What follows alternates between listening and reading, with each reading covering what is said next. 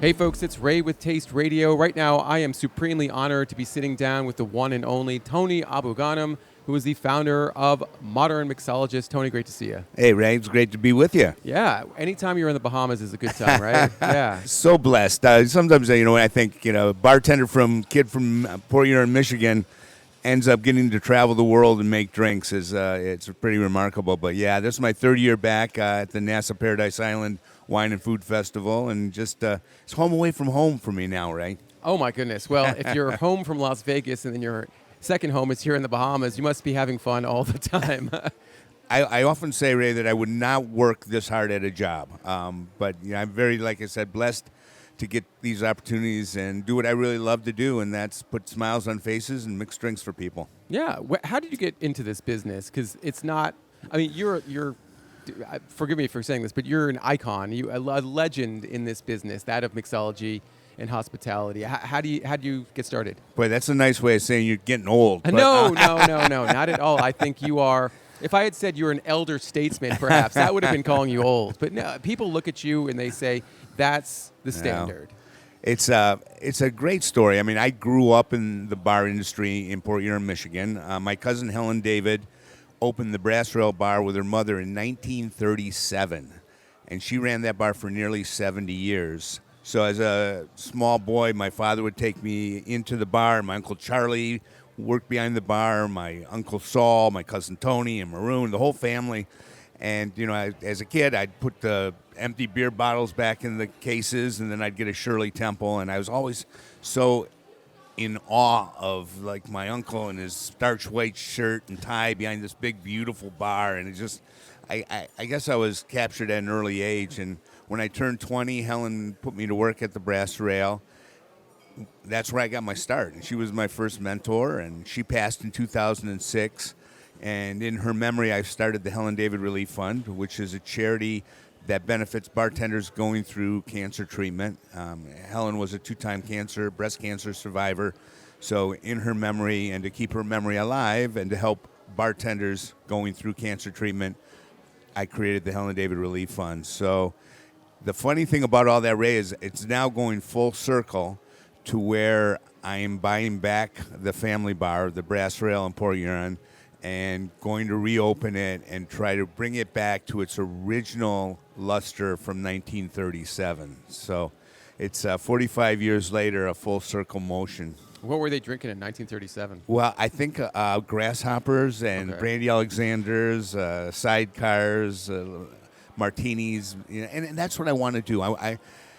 We're in a very interesting time in the mixology world, but it's all founded in those classics.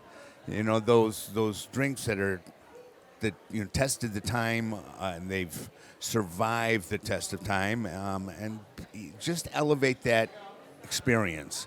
What is a great martini? How is it presented? Glassware, ice, all of the details that go into making a great cocktail happens along the way. When I started in 1980, and I told someone I was a bartender, their next question would be, well, what do you want to be? Being a bartender wasn't the profession that you aspired to as a young man or young woman at that time. It was that part-time job. It was what you did while you were, working on your acting career or finishing school. It wasn't something you set out to as a career.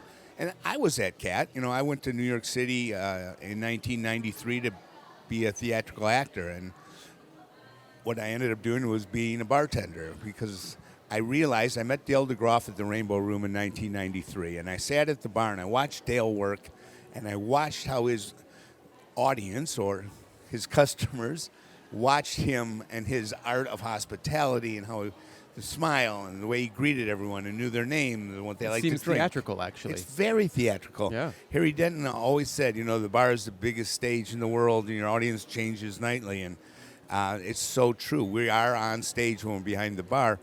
And a light bulb went off, and I said, here I am in New York chasing this career as an actor, which I have virtually no control over. Why not put that same energy into being the best bartender I can be? Do you feel like you are more passionate about hospitality or mixology? Hospitality. Yeah. Absolutely. I often say I can teach you to make a great Negroni. I can't teach you to be passionate about that. And I can give you a recipe, and I'll make the same recipe, and mine will just taste differently. I'm not saying you will put love into your drinks, Ray, but that is, to me, the secret ingredient. It's the love that you put into the drink that people can ultimately taste. There was a great Japanese bartender once who said, if you don't love making drinks, people will not love drinking those drinks. And I truly believe that. I think that goes to the heart of why people are here at this festival in particular, is because they want to recreate that passion in their homes, and they want to see how it's done, not just in a shaker, but in a party setting. I think they want to take what they've seen here and bring it back home and recreate that feeling, because this is once a year, and you have 360 days at home typically. Well, maybe not. You're on the road and so on and so forth, but you know what I mean. Yeah. So, but when it comes to the trends that we're seeing in the industry, I think there has been a lot of at-home preparation, but people are coming back to the bars. They are coming back to the restaurants. And I'm curious as to what you're seeing in terms of spirit trends, cocktail trends. What's really resonating with the U.S. audience, with the U.S. drinking audience right now? Well, just to touch on something you said, Ray, there's a great old saying that you give a woman a fish, she eats for a day. You teach a woman to fish, she eats for a lifetime. Right. And I feel the same way about mixing drinks. Most great drinks, and getting back to the second question, simplicity. You don't need 14 ingredients to make a great drink. Most of the great classic cocktails are based on 3, maybe 4 ingredients. And it's those ingredients, basically you look at the base spirit, the modifiers, and the accents. So like, to make a great Manhattan, understand a great rye whiskey, a great Italian sweet vermouth, and then bitters. But within that, you can change up the bitters, you can change up the vermouth. There's a plethora of whiskeys you can work with, and that's where the fun comes in. And my mom always said, Tony, never trust a skinny chef. You have to taste everything, and it's really the only way to understand what things taste like. And ultimately, you should drink things that you like. I used to be a little more anal when people would mix like Remy with Coca-Cola. But if you like Remy with Coca-Cola and you're paying for it, I'm going to make you the best Remy with Coca-Cola you've ever had. And that's the thing. I think life is too short not to get caught up in all the little things, the nuances that would make me cringe. But if you enjoy it, I want you to enjoy it. There's a key phrase in there. If you're paying for it. Yes. Hey, it's. I guess in general terms, what have you seen as being the biggest positive over the past 20 years in this evolution that we've seen of bars and hospitality? What's been the most positive thing that you've seen happen? When I started, the only fresh thing behind a bar was a freshly opened bottle of artificial sweet and sour mix. Today, if you go into even a decent bar, you're going to get fresh squeezed juice. You're going to get premium spirits. You're going to get people who are paying attention to the quality of the ice and the glassware they're serving it and the garnish. It used to be that fluorescent red maraschino cherry was the go-to cherry. Now, again, those beautiful Amarini cherries are everywhere, and they're expensive. Olives. I mean, I stopped drinking olives in my martinis and started drinking Gibsons because of the quality of the olives and the way they were treated. Today, you have people like Daniel Singer and Filthy Foods and all these wonderful olives. So paying attention to the simplicity of the garnish, but the quality of the garnish. I often say that if you've never had a scratch, fresh, premium, handshaken margarita, if all you know are those, like I said, the artificial sweet and sour that leaves baggage on the roof of your mouth like a Samsonite carry-on bag when you drink the drink, you don't have an appreciation. But it's hard to go back once you have experienced a great drink. And I think that's really what it's all about, experience. And I've been doing this 45 years, Ray, and I want to learn something every day. I want to get better. I want to be better today than I was yesterday. And when I get to travel and come to events like the Nassau Paradise Island Wine and Food Festival, I'm going to go to Mackenzie's Conch Shack, and I'm going to go in town and drink Sky Juice, and I want to experience Kalik, the local beer. That's the beautiful thing about traveling and getting to do events like this is I get exposed to things I wouldn't get exposed to in Las Vegas, and it's like, again, the beauty of this gift that has been given to me. Well, at least they have the Sphere in Las Vegas. We do have the Sphere. Yeah. Funny story. I work with Royal Caribbean Cruise Lines, and I was in Spain working on Icon of the Seas before it came over. So I fly back. I fly back from Spain. I host a mezcal tasting at our restaurant, Libertine Social, in Las Vegas. And then I go to see U2 at the Sphere. Wow. Halfway through the show, Ray, I'm sawing logs at the Sphere with all this stuff going on. U2's playing. And so I've been there, but I don't remember much of it. Well, it's better than tripping out on mushrooms, which I've seen people on YouTube. They have those videos of people who are like, oh, I'm going to go to the Sphere. I'm going to get whatever. And then all of a sudden they are just out of their minds. So it really is something. So I need to go back and not as exhausted this time. Right? Okay. Well, yeah. Well, certainly for you too. That's a tough one to sleep through, I think. That was a tough one to sleep through. Yeah. Yeah.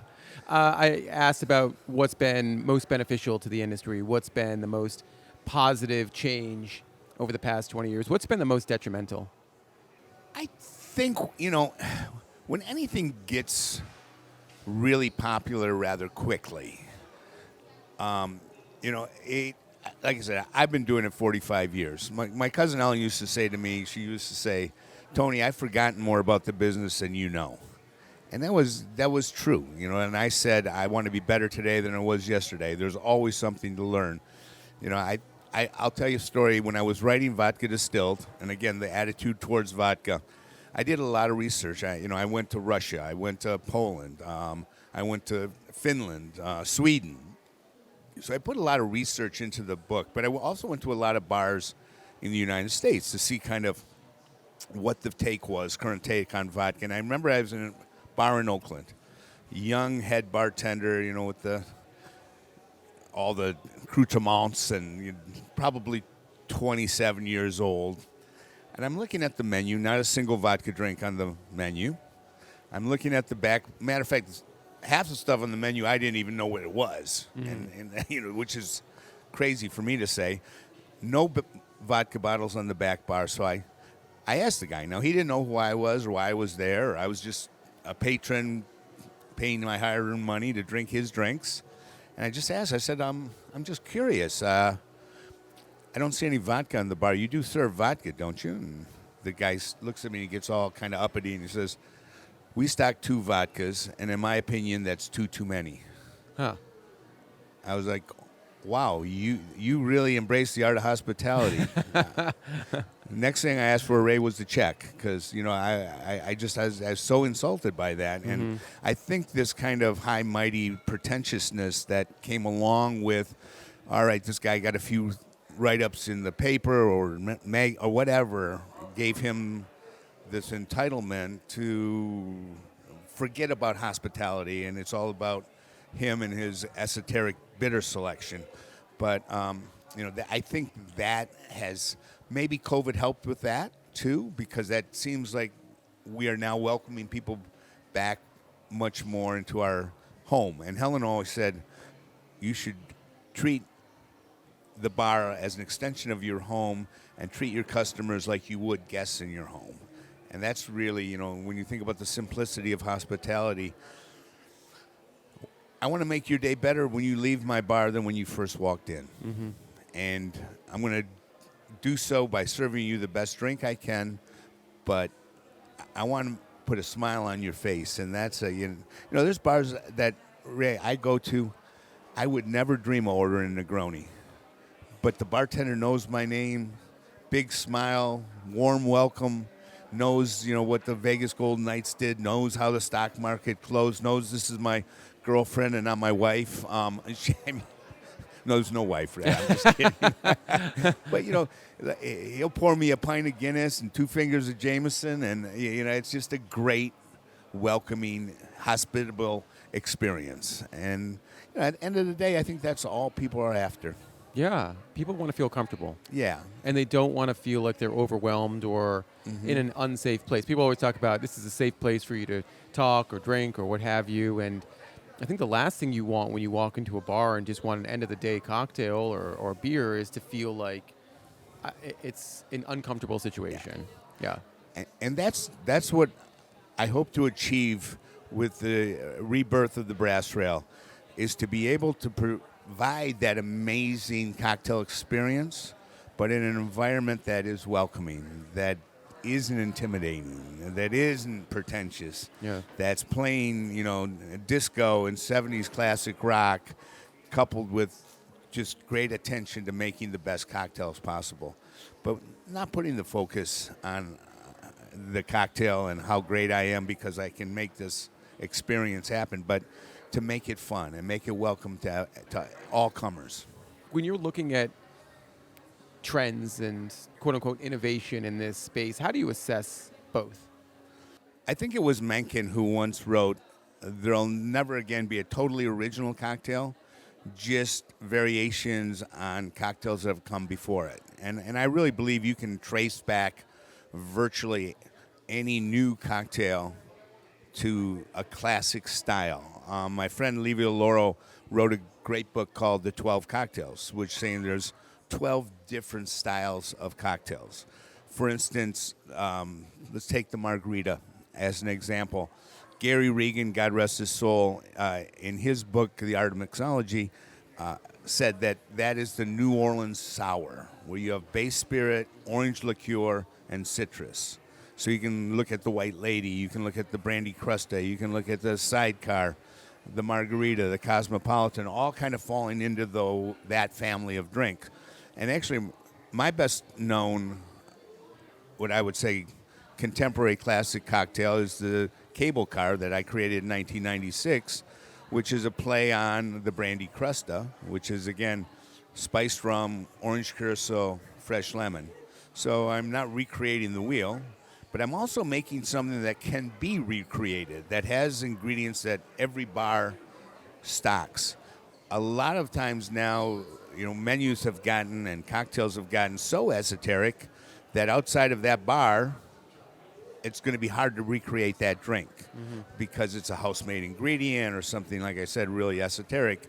And when you go back and look at the original cocktail books, they were more bartending manuals so that we could have consistency on drinks from bar to bar to bar. So when I write a menu, I try to do a little blend of both, original recipes and lost and forgotten classics. You talked about ingredients. When we opened the Bellagio in 1998, I wanted to do a drink called the Casino Cocktail. And in that, it calls for maraschino liqueur and orange bitters. Two things that in my bartending career up to that point, I had never seen. So I did a little research. I tracked down Henry Price Imports. He was selling Luxardo Maraschino.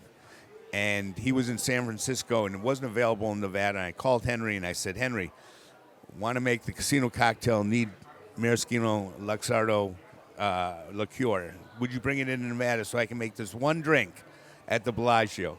And he said, "Well, what do you think your initial order would be?" And I said, based on other drinks at the Bellagio, I said, maybe we'd start with a half a pallet. And Ray, the phone goes dead. And I said, "Henry, you there?" And he said, "Did you say a half a pallet or a half a case?" I said, "Half a pallet to start with, and we'll see how it goes." He said, "I haven't sold a half a pallet of Luxardo Maraschino in the United States, let alone to a single account." So 2 weeks later, it was in Nevada, and now you go into, again, any decent cocktail bar, and you're going to see a bottle of Luxardo Maraschino. So these were products that were popular prior to Prohibition and then disappeared. Bitters is another example. Prior to Prohibition, every bar would have 6, 8, 10 different bitters, a lot of them that were made in-house. Prohibition did away with all of that, and we were lucky to find a bottle of Angostura bitters. You know the story about Angostura. No. What lasts longer, your marriage or your bottle of Angostura bitters?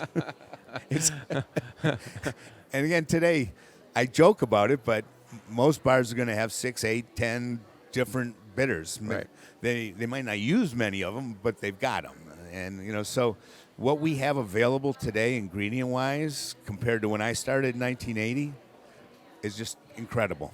By the way, while you were talking, I was thinking to myself, I've interviewed John Taffer, and I'm thinking to myself, Tony might be a better John Taffer, actually. Has anyone ever approached you and said, hey, you should do your own TV show? Because I think he's that personality, Yeah. but I think when it comes to the truth, so to speak, I'm no stain on John Taffer. He's really good at what he does, but... It's so funny you say that, Ray, because before Bar Rescue came out, I was working with an agent, and we had done a couple of interviews, both in L.A. and in New York, for a show called On the Rocks. Okay. And it was basically Bar Rescue, where I would come in, and matter of fact, a lot of what we pitched them ended up in Bar Rescue. I'm not saying there's anything but a coincidence here, but I remember that the producer say, "Could you be more of an asshole?" And I was like, "What?" I like, throw things and get mad, and I was like, "No, I mean, I'd be acting, and I'd be acting poorly because Right. that's just not who I am. Now I can go in and help them, fix their problem. Yeah. But it's so funny, and then." We had a handshake deal for that show, and then it never came to fruition. And the next thing I heard was, "Oh, John Tafford with Bar Rescue." I was like, "Really? That's interesting." So I'm not coincidence maybe. I know John. John lives in Las Vegas, Yeah. and we're friends. He actually got really mad at me because he asked me to be on the 100th episode as the guest mixologist, and I said no, and because I said it's just not my thing. Right. And he got really upset with me. He said, "You know what you're doing, turning me down." And anyway, I didn't do it, but No, yeah. I can understand that, though. I mean, reality TV has gotten to the point where the most outrageous thing is the thing that you see. And you look at, Hell's Kitchen with Gordon Ramsay, Yeah. and it's just, that's not who the guy is. I think most people Right. who know Gordon Ramsay think Yeah. very, very highly of him. He's not that guy, but that's what sells. Yeah. And then, I mean, that's why I loved the old PBS TV shows, because that was real reality TV. Yeah. Travel, cooking, what Uh-huh. have you. And then you have the Food Network and very entertaining TV, but it's less educational and so Yeah. much more about the entertainment value or the shock value, I think, Right. in some cases. But I think you should still have your own. Maybe YouTube is like the new access TV, Sure, right? yeah. And in some ways, you can do a lot of PBS kind of content Yeah. on YouTube and have it be beloved. And who hit that really well, who really straddled that line really well, was Anthony Bourdain. Obviously, I mean, he's just a legend, and being able to entertain and educate in a really beautiful way. There are probably a bunch of people who are coming here who don't drink alcohol anymore or are reducing the amount of alcohol that they are drinking. And this is a trend that has been on the rise in the United States. Moderation or sober curious lifestyles has been had a big impact. At least I think it's had a big impact on the spirits industry and the bar industry. But you're on the ground in the trenches. What has been that impact? How have you seen things change? Well, I think it's a number of things. There's health issues, people that are being more health conscious, people are being a little more frugal. And we talked about drinking at home. I mean, the $20 cocktail is here. It's pretty much everywhere now. Yeah, and it's not limited to places like this. No. I mean, you can go to pretty much any city in America, and there'll be a $20, $25 cocktail on the menu. And I remember when we opened the Bellagio in 1998, and we were all sitting around this table with all the big wigs, and we were talking about pricing of the specialty drinks, and they were like, "Should we charge $6.50 or $7?" Oh boy, You know, man, I would love those days to come back. well, hey, I'm sitting there thinking, can we honestly charge somebody $6.50 for a drink? Wow. I'd come from San Francisco where the top price was like $5 at that time, and I like $6.50. Wow. Now that drink is, like I said, $22. So there's that.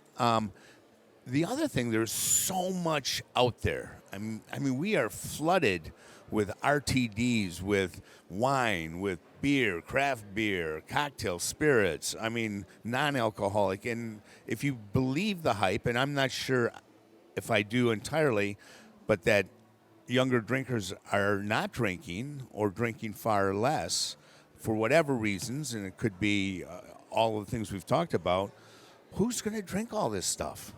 I mean, I know people have gotten into collecting bourbons, but you look at the numbers and everything is down. And the other sad thing, Ray, is a lot of friends that I have in the industry are reaching out and letting me know that their job has been eliminated. I've had like 5 people just in the last 2 weeks that I found out were no longer employed. And do you think it's related to the decrease in consumption of alcohol? Well, yeah, I mean, it's got to play a part in it. I mean, because a lot of them are educators, although some of them are boots on the ground salespeople, and yeah, that's the only thing that kind of makes sense, that their jobs are eliminated because there's maybe just a lack of demand for the products they're selling. I'll give you an example. I'm a partner with Sean McLean in a place called Highlands in Detroit at the Renaissance Center. And we opened just before the pandemic, and GM had owned the building. They have since sold it, but had all the office space with all those GM employees at the Ren Center. So we had a built-in clientele. And once work was out, they jump on the elevator. We were on the 71st floor. High bar would be just bumping after work with GM employees. COVID, most of those jobs haven't come back. So that built-in clientele that we had is no longer there. So you got to look for those younger consumers. Right. Yeah. Yeah. How do you reach them? Pardon? How do you reach those younger consumers? What's the best way to get them interested in, bars and mixology? I think certainly you start out in bar culture. Yes. And then they graduate to mixology. But how do you get them having fun again? Because I think when I was growing up, the funnest place in the city was going to. The most fun places were the bars in the cities. Ray, you just nailed it right there. How do we make it fun again? Yeah. Because I agree with you. I look around, and I'm not saying it's not happening, but it's not happening the way I remember it happening. Right. I used to just look forward to going to work because I knew I was going to have a lot of fun because it was just going to be fun. Right. And the bartender was always, people would come up, you're the star of the show. You're running the party. You're not part of the party. Right. And it was always fun. I can still remember it was like a locker room at Harry Denton's on Stewart Street, and we'd gear up to go out, and it was just going to be, you knew what you were in for, and it was just going to be fun, and people having fun. And I don't know. I don't see that nearly as much as I used to. I think this goes back to your earlier point about the preciousness sometimes of mixology and certain cocktail bars. And I went to a bar. I won't say with the name of the bar or the city because people are going to know what I'm talking about. And I walked in. Everyone has been this is the best cocktail bar in America. They know everything. They use the most interesting ingredients and so on and so forth. I walk in there, and it's like a freaking library. And I'm just like, what is this place? And then I would go to a place like Employees Only. Now, Employees Only has changed over the years. But when I first walked in there, I'm like, my goodness, now this is a party. This is a scene. Yes. And they were still making outstanding, incredible cocktails. But everyone was there like it was New Year's Eve. Yeah. And it could be any night of the week. It was incredible. Yeah, it's so funny you mention that because I always looked at Employees Only as that place that combined those two elements. Yeah. It's a great attention to detail and wonderful cocktails and a respect for the craft. But let's not forget the party element. Right. We want to make it fun. I remember standing at that bar once, and this is, maybe 15 years ago, 12 years ago, and Steve Schneider was behind the bar, and this gentleman came up to the bar, and he ordered 2 old fashions. And this was just at the time when people had debunked the muddled cherry and orange, and Dave Wondrich, the great historian, had discovered that it predated the Pendennis Club, and Steve said to the gentleman, and again, the place was bumping, 3 deep at the bar. Steve said, "With or without muddled fruit?" And the guy said, "With muddled fruit." And I thought that moment, that was so cool, because here now this drink is, nobody muddles fruit anymore. Right. But if he would have made it the new style and not muddled the fruit, the customer would have been like, "What the heck's this?" And Right. probably he would have wasted 2 drinks and had to remake them. So, but it shows that he wasn't so arrogant that he knew better than how the guest wanted to drink his old fashioned. Yeah. And I don't know why that moment had such an impact, but it's always stuck with me. And I thought, again, let's give the customer what they want, regardless of how we feel it should be made. 2 things, Tony. I think that there's going to be a lot of people listening to this who are in beverage alcohol and saying, I would love to get in touch with Tony. I would love to get in touch with Tony, and I would love to have him as an advisor, as part of our team. How do folks get in touch with you? How do you assess opportunities for yourself? I have traveled now with United as a bartender over 2 million miles. Wow.